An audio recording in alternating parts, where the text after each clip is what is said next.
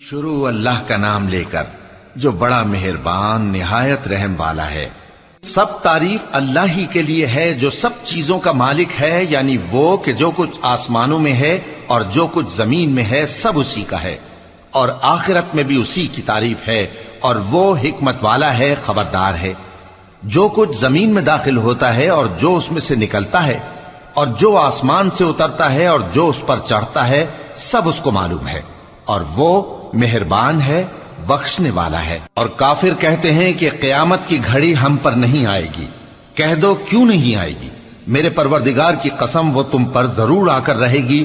وہ پروردگار غیب کا جاننے والا ہے، ذرہ بھر چیز بھی اس سے پوشیدہ نہیں، نہ آسمانوں میں اور نہ زمین میں، اور کوئی چیز ذرے سے بھی چھوٹی یا بڑی نہیں مگر کتاب روشن میں لکھی ہوئی ہے، اس لیے کہ جو لوگ ایمان لائے اور عمل نیک کرتے رہے ان کو بدلہ دے۔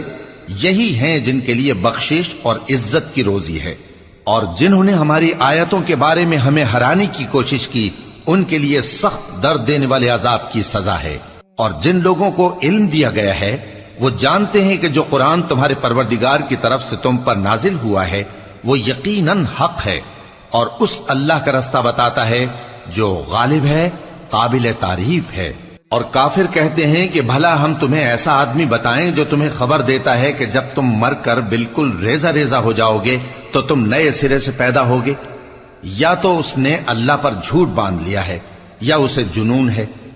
بات یہ ہے کہ جو لوگ آخرت پر ایمان نہیں رکھتے وہ آفت اور پرلے درجے کی گمراہی میں پڑے ہیں۔ کیا انہوں نے اس کو نہیں دیکھا جو ان کے آگے اور پیچھے ہے، یعنی آسمان اور زمین؟